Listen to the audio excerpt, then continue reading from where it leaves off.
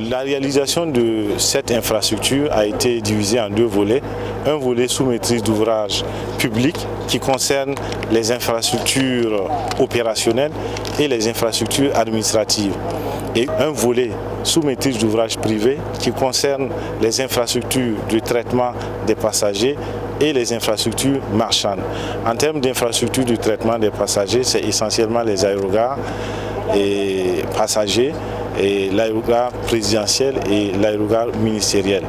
Les infrastructures sous maîtrise d'ouvrage public sont globalement à 86% de mise en œuvre. Elles concernent essentiellement les chaussées aéronautiques, la piste d'atterrissage, les parkings avions, l'assainissement côté piste et côté ville, les bâtiments techniques, essentiellement les bâtiments de la SECNA, les bâtiments administratifs, c'est-à-dire les bâtiments de l'ANAC, de la police, de la douane et les bâtiments du centre médical. Donc ces infrastructures comprennent également les infrastructures de la base militaire. Globalement, ces infrastructures sont à 86% de mise en œuvre. Les plus hautes autorités ont décidé de construire cet aéroport pour réaliser une infrastructure plus moderne que l'infrastructure qui est au niveau de Ouagadougou actuellement. Et vous savez que l'aéroport actuel de Ouagadougou est entouré par la ville. Donc les possibilités d'extension même, de modernisation de l'aéroport sont très limitées. Voilà. Et l'aéroport pose un problème de mobilité urbaine. Si vous quittez Bouin-Siaré et que vous voulez aller à la Padoua, vous êtes obligé de faire tout le tour de l'aéroport. Donc ça pose un problème de mobilité urbaine. Donc nous avons aussi comme ambition de faire de la zone de l'aéroport une zone de croissance socio-économique.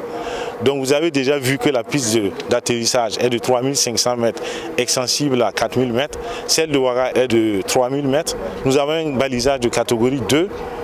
Et pour les infrastructures de traitement des passagers et les infrastructures marchandes, nous avons prévu de construire des aérogares de classe A. Et nous avons prévu qu'il y ait un hôtel et un centre commercial directement connectés à l'aéroport, pour que les passagers qui sont en transit au niveau de l'aéroport de Doncin soient vraiment à l'aise.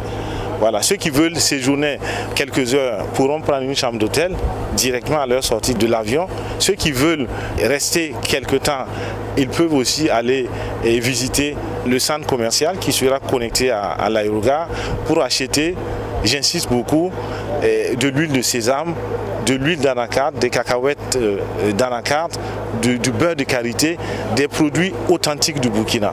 Les plus hautes autorités nous ont donné fin 2025 pour rendre disponible l'aéroport.